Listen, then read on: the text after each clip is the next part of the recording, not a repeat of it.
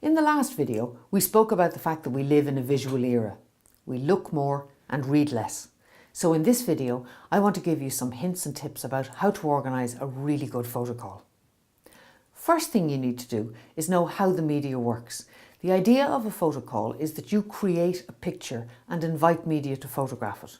They may or may not, you may issue the photograph afterwards, but you need to create a visual that happens at a time that suits media. So your first rule is to work to their deadlines.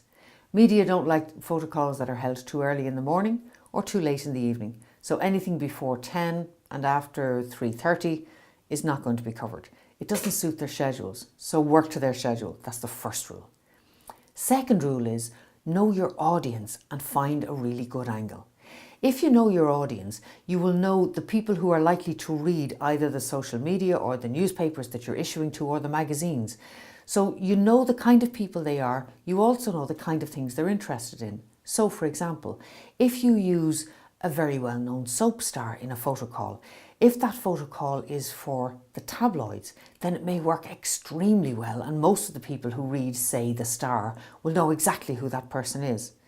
If the photo call is for broadsheets, so you're photographing for the Irish Times or the Sunday Business Post, there's a very good chance that most of their readers won't know that person at all. They're not really soap watchers.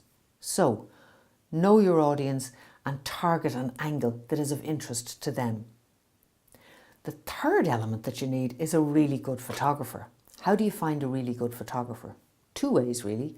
One is you look at the newspapers or the online outlets who actually carry photographs and you find out which ones have been taken by external agencies. Obviously the ones that have been taken by their own media are extremely good, but they're not available to you. So which photographers consistently manage to take photographs that media are interested in and published? That's one way to get them. And the second way is to ask people, ask other companies, other charities, other organisations, who do you use? Who's good to work with? Who comes up with creative ideas? Who works well with people? So find yourself a really good photographer. And the final element is make sure you don't blow the deadline. All media work to deadlines, so your final and probably most important job is to make sure that you get the picture into the media on time so that they can use it. Today's news is for tomorrow's paper or this evening's online. It's not for the day after tomorrow. Don't miss the deadline or all of that brilliant work that you've done will be used for nothing.